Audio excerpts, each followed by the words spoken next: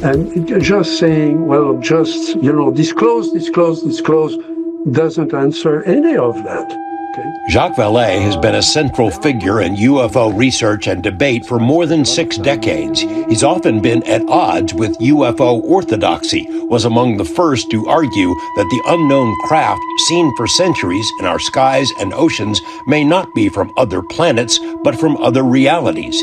He's heard the demands for an end to official secrecy many times, and at the same time has participated in secretive efforts himself, including a UFO study launched by the Defense Intelligence Agency in 2008 and hidden inside a Las Vegas aerospace company. One focus of the DIA's OSAP effort was and is genuinely disturbing: the real-life health consequences for humans who come into contact with UFOs. Hundreds of serious injuries have been documented. OSAP investigators traveled to Brazil to obtain government files related to hundreds of Brazilians treated for injuries after being targeted by UFOs. Dr. Vallée won't discuss specific OSAP files except for cases he provided to the database, injuries which he says were not accidental. So I can tell you that in my files, some of which I contributed to the database, there are at least half a dozen well-documented cases where the injuries that resulted in death were deliberate. Incidents in which UFOs deliberately cause physical harm to humans are rare, according to personnel who have seen the full OSAP files, but they do occur. Dr. Colm Kelleher, one of OSAP's managers, has said bluntly that UFOs are bad for human health.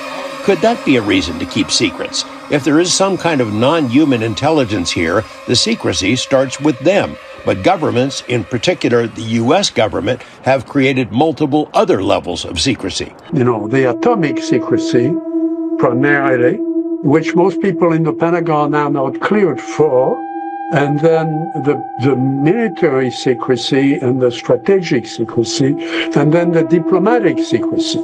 In Dr. Vallée's most recent book, Forbidden Science: Scattered Castles, he shares private exchanges with colleagues from the OSAP program, including Las Vegas billionaire Robert Bigelow and a close-knit group of scientists nicknamed the Lone Stars. The scientists, some of them former CIA contractors, accept that the U.S. government has recovered crashed vehicles of unknown origin, that defense contractors have worked for decades to reverse engineer that technology at secretive facilities in the desert and elsewhere.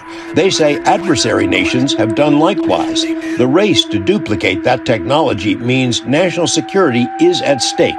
Vallée favors transparency, but worries that an official declaration could prove chaotic. So if we want to disclose something as simple as saying, yes, we acknowledge the phenomenon, and it seems to be from space, we would have to, once you do that, you have to answer 100 other questions.